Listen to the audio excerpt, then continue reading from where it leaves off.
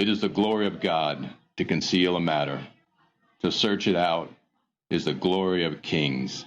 This is the Message to Kings podcast.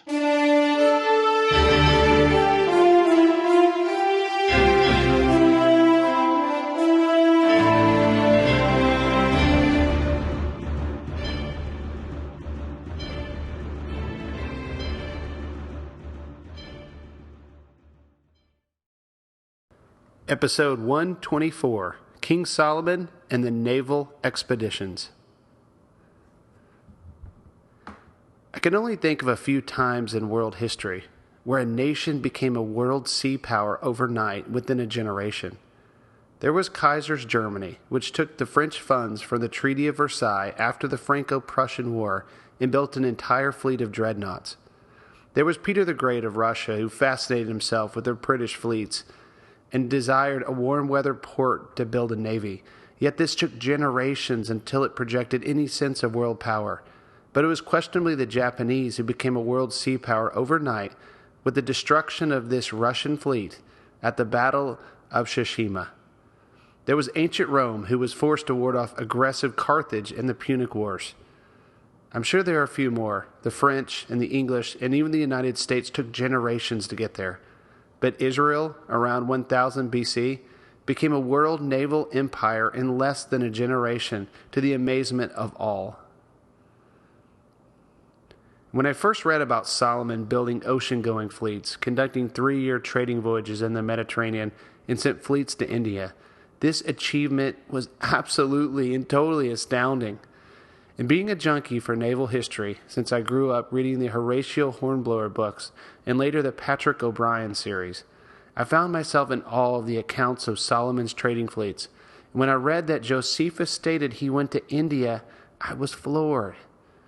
Building a world-class fleet in the space of a generation is an incredibly rare thing throughout history, achieved only by brilliant engineering, technical expertise, and heavy investiture in energy, time, and wealth.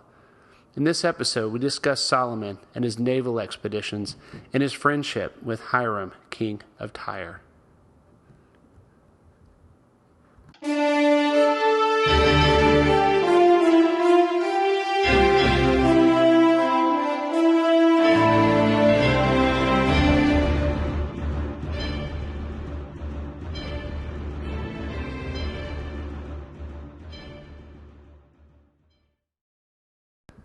The Bible coverage of Solomon's naval experience is limited. There's basically 2 tiny sections in 1 Kings and 2 Chronicles which document the accounts.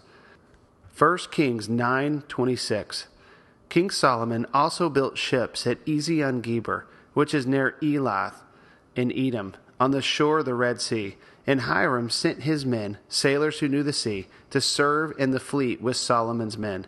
They sailed to Ophir and brought back 420 talents of gold, which they delivered to King Solomon. 2 Chronicles 9:21.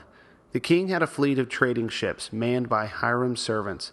Once every 3 years it returned, carrying gold, silver, and ivory, and apes and baboons. So this is all we have to go on.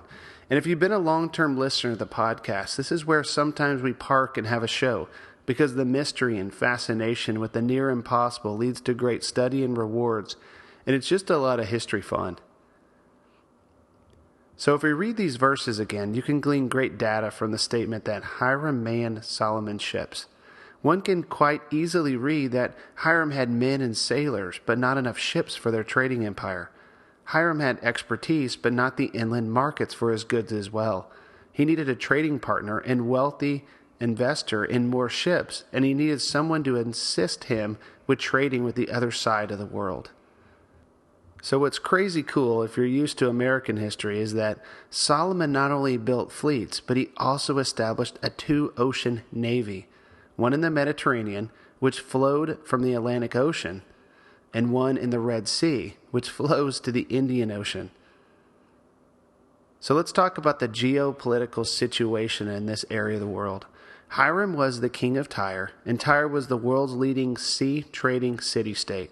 Historians have a lot to say about the Phoenicians and their ancient alphabet and sea trading empire. There's an abundance of archaeological evidence of their far-ranging trade empire. The word Phoenicians is a term used to describe the sea peoples or those led by the city of Tyre for the sake of this episode. Hiram was a descendant of the kings of Tyre and the world's leader in naval technology and trade and expertise. So we touched on Tyre before, but I've got to consider it further. Think about some of the greatest port cities of our day: New York, Hong Kong, Singapore, London. There's others, of course, but these four are islands. Well, London is the capital of an island nation, but Tyre is just such a city. It's an island. It was not now, but it was an island off the coast of Lebanon. Upon this island, the treasures of the Mediterranean sea trade flowed. It was a loaded city with incredible quantities of goods. One of these goods was Tyrian purple. Found near Tyre was rock snails that secreted a reddish-purple natural dye. This dye was greatly prized in antiquity because it could not easily fade, but instead it appeared to be brighter with weather and sunlight. The color became known as royal purple and signified royalty. Needless to say, this dye brought great wealth to Tyre. In addition, off the coast of Tyre and the mainland was the incredible forest of Lebanon, which supplied the timber for the sailing vessels. And this is the same forest of Lebanon that Solomon got his cedar from.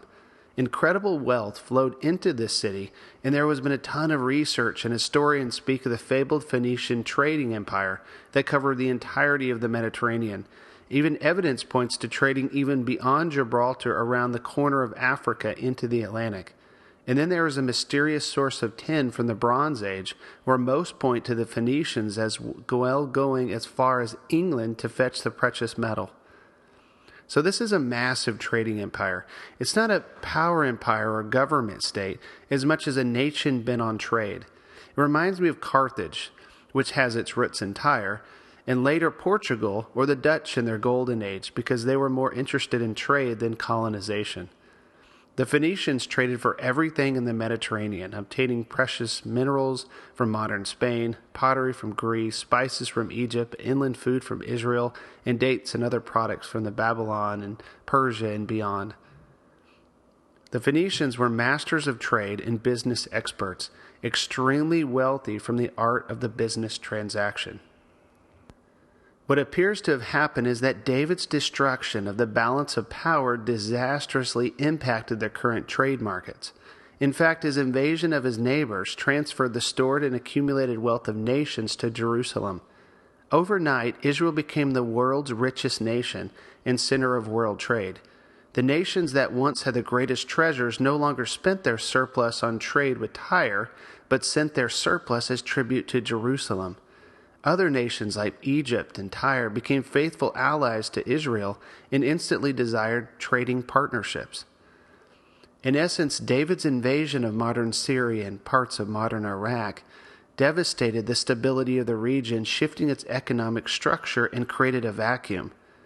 Tyre, who once made millions from its trade with these nations, found itself with great quantities of goods and fewer markets to trade. In order to revitalize its economy, Tyre sought greater ties and business partnerships with the most wealthy of nations, Israel, who filled the vacuum it created. Hiram, being a shrewd businessman, understood where his next fortune was. His next fortune was with David and his future son, Solomon. The Bible covers the relationship between Hiram and Solomon regarding the temple project, but their mutual naval enterprises deserve great attention as well. After Hiram's business dips with the wars of David, it eventually recovers and increases substantially with the Pax Israel instituted by David. Despite Solomon's shortcomings and a few rebellions at the end of his reign, there is peace in his lifetime. In fact, I picture business and trade increasing to such incredible levels, Hiram is out of ships and unable to haul around all the requested goods. The demand for ships was so high, he partnered with Solomon to help him with his expertise to build ships and to crew them. A partnership would bring exponential rewards for both nations. So it's God's blessing of the partnership with a Gentile king. Solomon built a trading fleet crewed by the most able sailors in the world. But not only did Solomon partner with Hiram to build a Mediterranean fleet, but an Indian Ocean fleet to literally go to India, manned by, as well, Hiram's sailors. So here's an interesting thing. I was doing some research, and many historians point to an explosion in naval inventions around 1000 BC. Some attribute the invention of the bireme, which is a two-decker oared ship, to the Phoenicians. I just ponder if Solomon had anything to do with this. They definitely needed the extra cargo room, for the current ships of the time period were oared ships, typically with one deck of oars and a sail or more. Can you just see Solomon saying to Hiram, why don't we make a vessel with two decks? Could transport more. It'd be faster and more stable in the water. Once these trading vessels returned, there must have been bizarre reactions in the streets of Jerusalem. The Bible says that the 3-year trading voyages would return with gold, silver, and ivory, and apes and baboons. And honestly, I've been to way too many zoos in my life. I can just see apes and baboons jumping all over the place. And it must have been a zoo, and Solomon must have loved these apes and monkeys. Funny enough, the NIV Hebrew word for baboon can actually be interpreted peacock, baboon, or ape. There probably isn't that kind of clarity in the Hebrew because these three things are not even close to common in Israel. So for more amusement, picture apes, peacocks, and baboons strutting around Jerusalem. It must have been a zoo every 3 years. I was reading the Action Bible to my 5-year-old before bed, and we actually just arrived at this exact scene, and I love the remarks given in the book. The artist portrayed this scene with 2 men on a shore with ships in the background looking down at a large cage holding peacocks. One man says, "Peacocks and ivory, what are they good for?" And the other man says, "When you're as rich as Solomon, things don't have to be useful." Now we arrive at Ophir. It's a real mystery. Where is this Ophir? How did Solomon know of Ophir?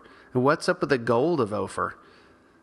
We start with this. David passed on to his son an inheritance of talents of gold of Ophir. So we know it's not a new thing. Its secret was already known, and someone had already been there to obtain its treasures. The Bible doesn't give the location of Ophir, and there's no cross-reference within the Bible, which I think sometimes the absence of detail reveals even a greater mystery. While researching Ophir, there's a lot of theories. Ethiopia would be a close journey for Solomon and the most practical. There are other theories ranging all over Africa. It's a topic of historic fiction in movies like King Solomon's Mines. But I think we've got to go with Josephus, since he provides the location in his Antiquities of the Jews, written around 70 AD. We now quote Josephus. "Moreover, the king built many ships in the Egyptian Bay of the Red Sea, in a certain place called Ezion-Geber. It's now called Berenice, and it's not far from the city of Elath. This country belonged formerly to the Jews and became useful for shipping from donations of Hiram, king of Tyre, for he sent a sufficient number of his men thither for pilots, and such were skillful in navigation, to whom Solomon gave this command, that they should go along with his own stewards to the land that was of old called Ophir, but now Aurea Sherasenius, which belongs to India, to him to fetch gold. And when they had gathered 400 talents together, they returned to the king again." So now we have fairly strong evidence of a journey to India by Solomon's fleet around 1000 BC, and we most likely know the Phoenicians went to future Britain much earlier. Doesn't this just make you think? Doesn't this just make you think that the world was a smaller place than we think? To conclude this episode of Message to Kings, let's consider how Solomon could not have been Solomon without Hiram, king of Tyre. Hiram was God's instrument of blessing to bring Solomon the cedars of Lebanon and the craftsmen for his temple and palace. In addition, outrageous blessings came through Hiram as Solomon expanded his empire through peace and trade and naval expeditions. For this reason, and the additional fact that Solomon built fleets for both the Mediterranean and the Indian Ocean, and Solomon's gold imports exceeded our imagination for this time period. So knowing Israel has no naval history, I mean none in their history, seriously, rarely do we even read of anyone in the Old Testament even getting on a boat. All of them were strange when Jonah boards that boat for Tarshish. And with the exception of this time in history, Israel and ocean-going vessels are an extreme oddity. I mean, for Solomon to have two ocean-going fleets, it's like saying a Russian or a German discovered the New World in 1492. There's just a little history of this. Israel and sailing of the ocean. Israel and trading on the seas. Israel and sailing all the way to India. The only way for this to happen in only one generation could have been with the extreme help of another nation, in addition to the blessing of God. I mean, extreme help. Hiram helped Solomon design, build ships, train crews, shared maps, and trading markets. Imagine during the age of sail when England ruled the waves and there appeared a suddenly rich neighbor in a German Baltic province, a small nation. This province traded with England, and England in turn gave away every single naval secret and even manned their vessels for them. It just seems obscure, the level of trust and blessing Hiram gave to Solomon. You just don't build fleets overnight for 3-year voyages.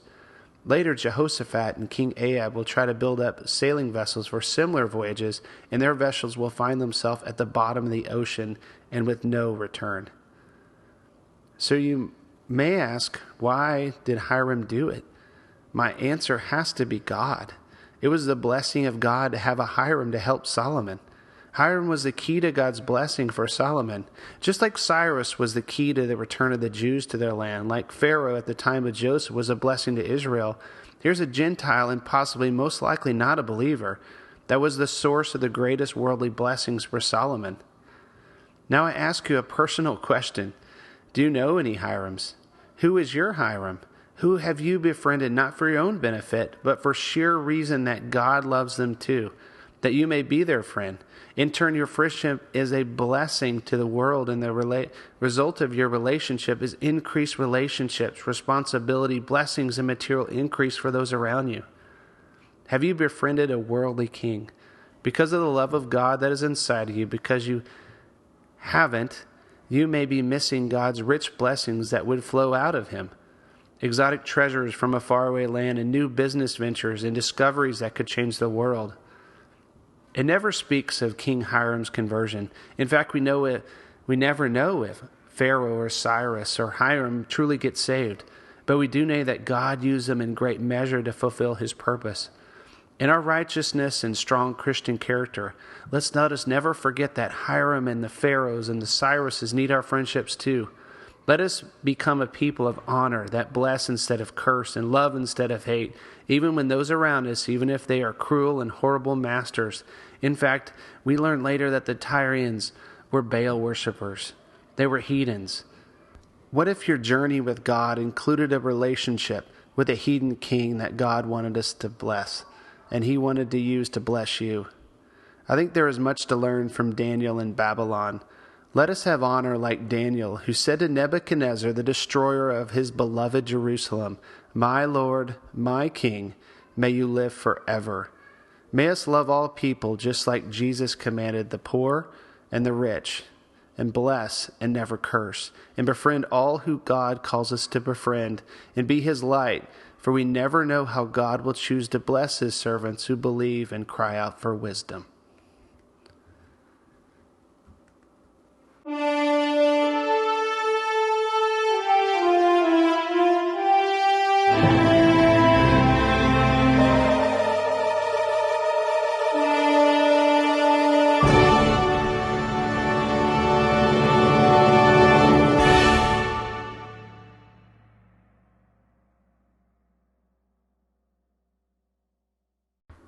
Thanks for joining us for this episode of Message to Kings.